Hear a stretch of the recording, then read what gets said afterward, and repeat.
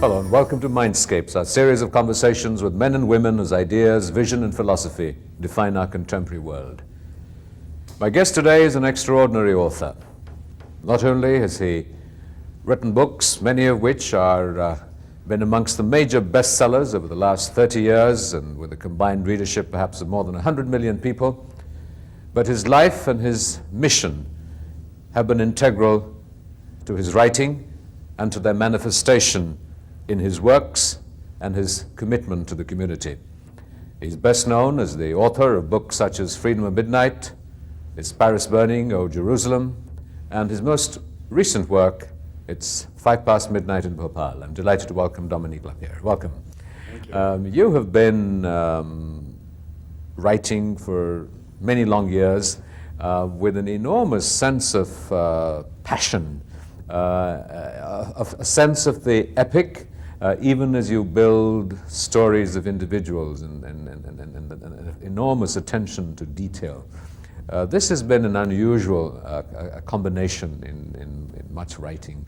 What is the sort of the impetus, the inspiration for this passion? Well, India, is a country of passions, and I spent here 2 years in the 70s reconstructing this fantastic page of history, which was the transfer of power, with extraordinary men like Gandhiji, like Nehru, Patel, and so many others. And this gave me a real love story for India. And I really became so close to the Indian people that when Freedom at Midnight was a great success of publishing, I decided with my wife to show my gratitude to the Indian people for the marvelous hospitality that I had received here during 2 years.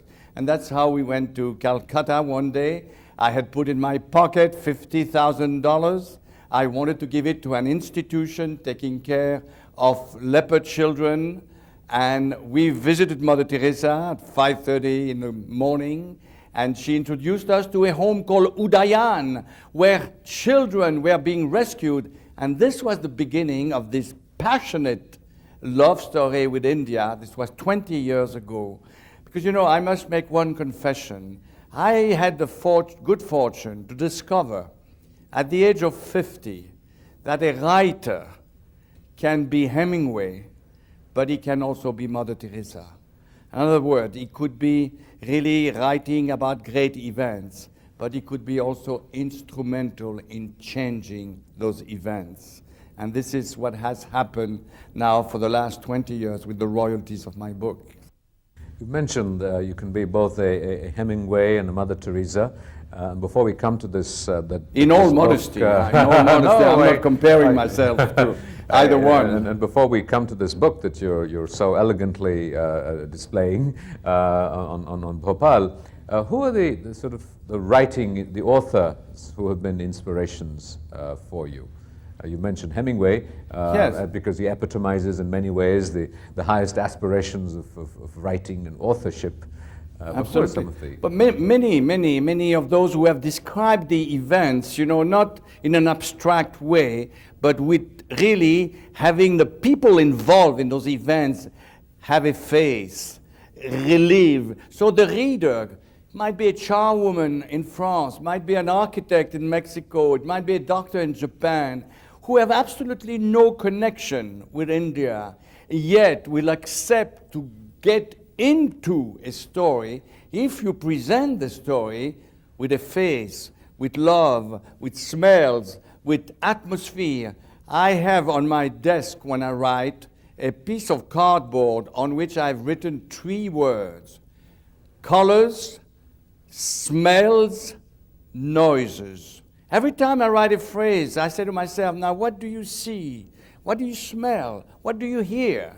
And this is certainly true with a book on Bhopal, where nobody has been in Bhopal in France or in America, and very few in India. I've interrogated some friends of mine. They don't know the city of Bhopal. And yet it's a fantastic city, a very sensual city. So the first thing we wanted to do before writing the story of the accident was to paint that fabulous city of Bhopal, because it's a very attaching. I'm very moved every time I return to Bhopal.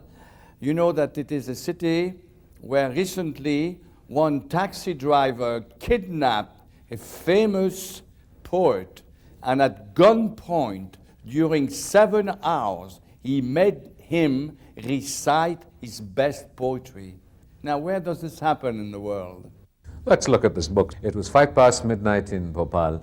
The book has already got sort of a major award in France. It made tremendous impact on the French Prime Minister and on the political establishment in France. It has already catalyzed a concrete response and actions in terms of communities close to pesticide plants in France itself. Tell us about the impact of the book first, before we get to the book. Well, first I'd like to tell you why I went into this story. One day I was in Calcutta when I received a visit of a tall Indian from Bhopal who came to see me and said, Dominique, we know what you do in Bengal. You have just launched a new hospital boat for the islands of the Sundarbans. I come from a city called Bhopal, where there are many, many victims of a tragedy which took place so many years ago. Would you accept to help us and open a gynecological clinic? So I went with this gentleman. His name is Satinath Sarangi, and he heads a very beautiful organization called the Sambhavna Trust in Bhopal. And he took me to Bhopal. I had never been in 45 years of traveling in India in the city of Bhopal. It's a little, outside of the usual touristic routes, and I fell in love with that city. So I accepted to open that clinic with my royalties, and then one day, in rage, I was in a hotel room, I said, but what on earth happened here? The 2nd of December 1984, which killed 30,000 people, poisoned 500,000 others, and today 150,000 are still the victims of that tragedy. And that's how I called my nephew, who is a young man who lives in Spain, Xavier Moro, and I said to Xavier, you are in love with India also. Can you come to Bhopal? We are going to do a world research to find out what had really happened. This was really, how we had this idea.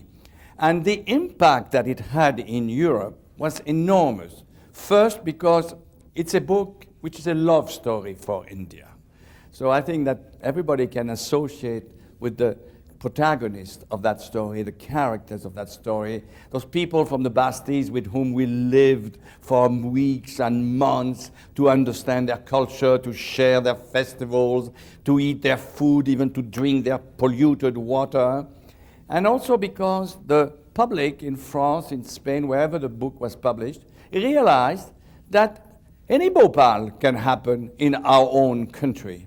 At some point, when a chemical plant of high technology deteriorate because it's not earning money anymore, the logic of profit, because you're not changing the pipes, because it's too expensive, because you are firing the best engineers, because they are the most expensive, and then slowly and slowly you start from a fairy tale, which was the case of the pesticide plant in Bhopal, Union Carbide's plant, to give a pesticide, and I brought you this pesticide, the 7, it's still made in the United States. This 7 was to help the Indian farmers kill the billions of bugs that devastate their crops. The idea was beautiful. It was the high-tech Western technology coming to the help of, I would say, the India of 1001 Nights. How this fairy tale, in the span of 6 years, turned into a Titanic. This is the story that I wanted to tell. And that story could happen anywhere. And the sort of the stories that you tell of the epics and the individuals we look at in the story of Bhopal, at a meeting you held out as a piece of Teflon, I think it was, and oh well, here it is. I brought it. You've planned this terrifically. $1 this cost, piece of Teflon. If this piece of Teflon, which is called a slip blind, would have been introduced in between 2 pipes at the time of a maintenance where they were flushing water through the pipes, the water would not have entered the tank containing 62 tons of methyl isocyanate, the most dangerous, the most lethal, most mortal gas ever invented by the chemical industry. But this is the gas which was used to fabricate this pesticide. If that water had not entered into the tank, there would not have been any catastrophe. If only the engineer, the man who was in charge of this maintenance operation had put this little piece of Teflon. Do you feel sorry for this man? I do. Who failed, who forgot, I do. who made a mistake? He has excuses. And the excuses is that it was not written on the logbook that he had to put that. He was new in the factory, so he didn't really know about it. But above all, he was very anxious to leave the plant that night because there was a mushaira in Bhopal. There was a big poetry recital where thousands of persons would collect together, because in Bhopal, those events are more important than cricket games. So he wanted to go quickly, and he forgot to put that. So the water entered the tank, and with water, this methyl isocyanate then suddenly begins to boil and then to dissolve, and then went into the air. It is in these grand epics that you portray. It is the story of individuals, of human fallibility, Yes. and that fallibility is not always driven out of sort of negative impulses of greed and acquisitiveness or what have you. Cascade of small things.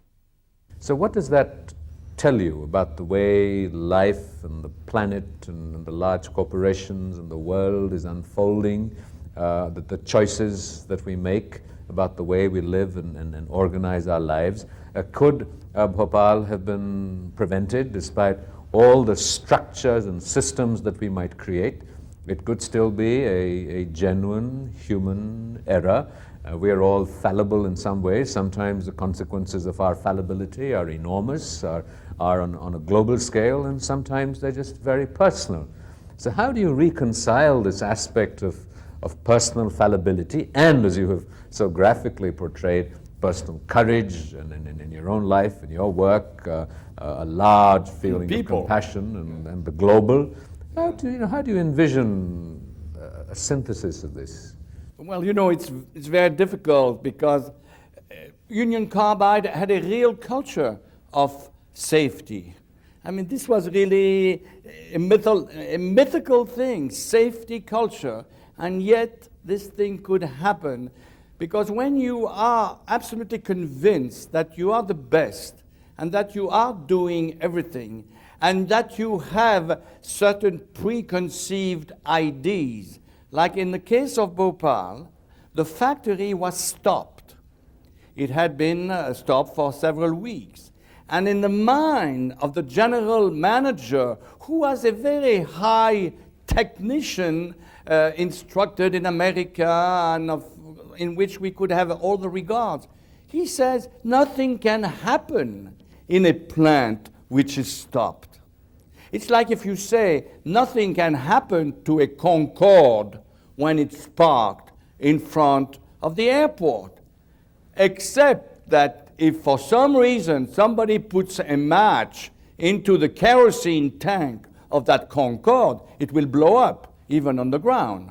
In this case, if water goes into a tank containing that lethal gas, even if the factory is not in operation, this gas will have a reaction of its own. So people, are so sure of their techniques, they don't question themselves on the quality of their knowledge. And I think that's one of the biggest risks. Your work has been marked by a very intense attention to detail, as I've mentioned before. Yes. And you have had partnerships with people in the writing of these books. Yes. What is the relationship? Is much of this sort of collecting of data and detail what your partner does, and you provide the vision and the narrative? And how much of the research are you involved in yourself? Many times I've been asked this question, what is this cuisine? When two writers, this was particularly true with when I was writing with Larry Collins, who's an American. He writes in English. I'm French. I write in French. How a book written in English and French can together make one story which will be the same. I think it's wonderful first because you can have a much richer research. In the case of Bhopal there, working with this young writer, Xavier Moreau, was very rewarding because we would separate ourselves into the research and then bring tons and tons of interviews and documents, so it would be much richer. And then the problem is to write a very comprehensive outline. It is to write an outline of the book we want to write. We could have written 10 books. I can write you a treaty of 500 pages about the methyl isocyanate and other technical things. But this is not what we wanted to do.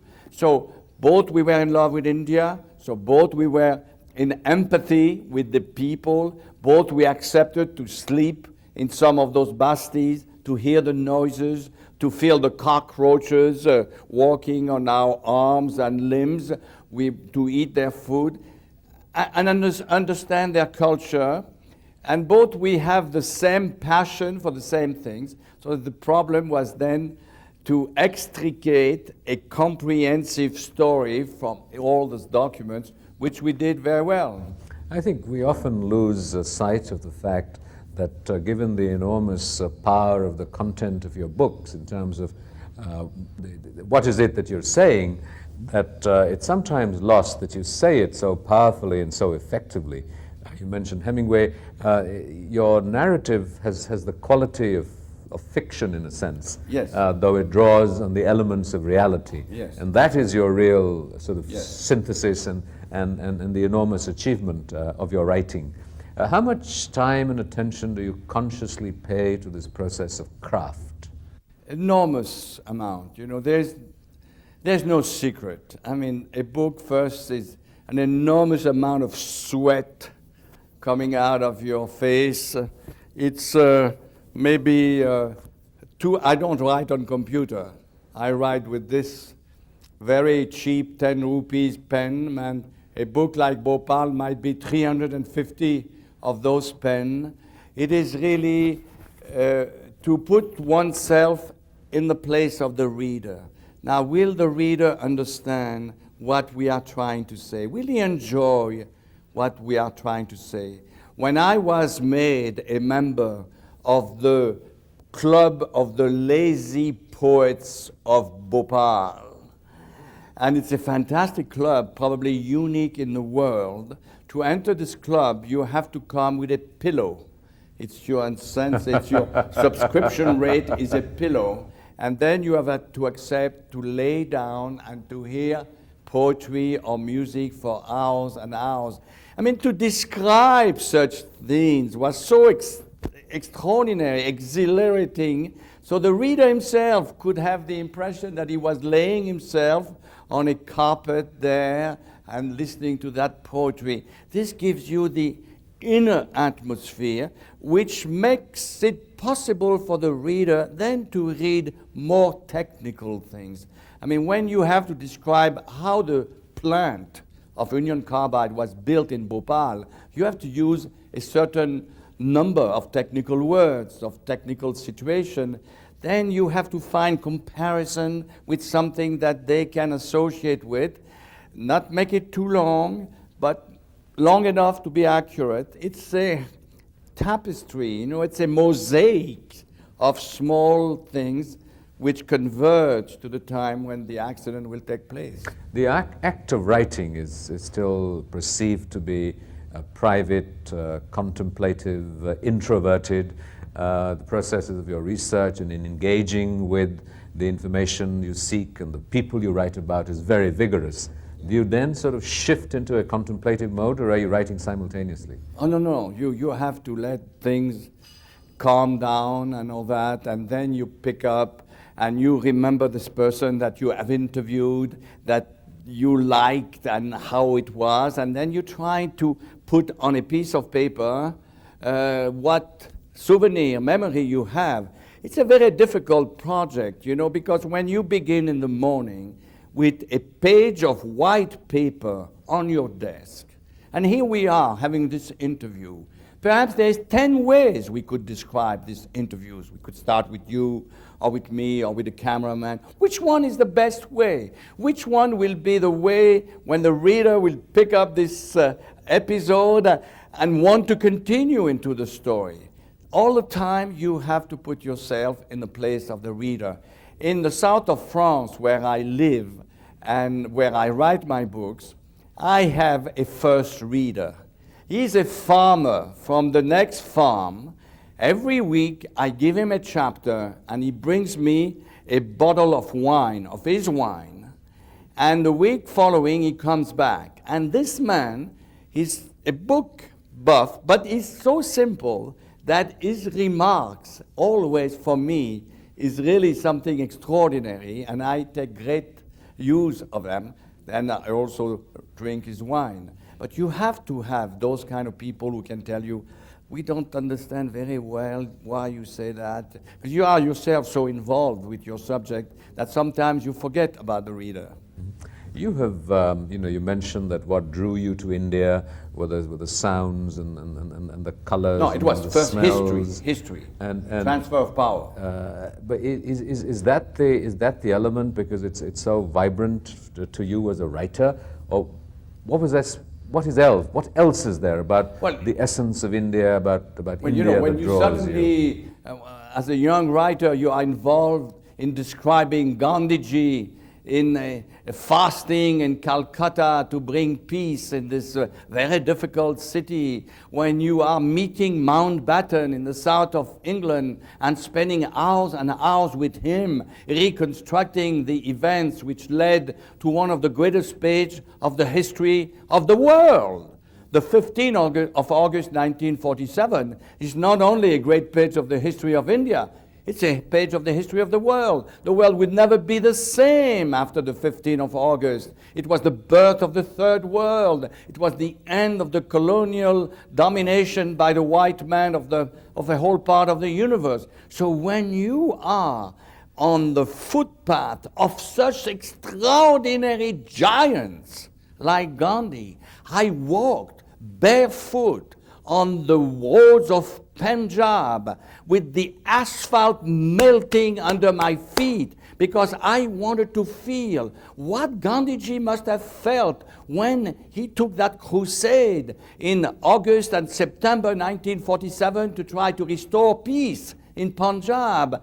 You have to really put yourself in the place of this enormous character. So that gives you a sensual impression, and India is eminently sensual. It's a country of flowers, it's a country of beauty, it's a country of incense sticks. I burn all the time in my office when I write. And agarbatti, from some origin I changed, and I have the impression to be in a Hindu temple. This puts me in the atmosphere to write the right way, I think, about India. Well, that's a very wonderfully lyrical expression of an articulation of the more romanticized version of India.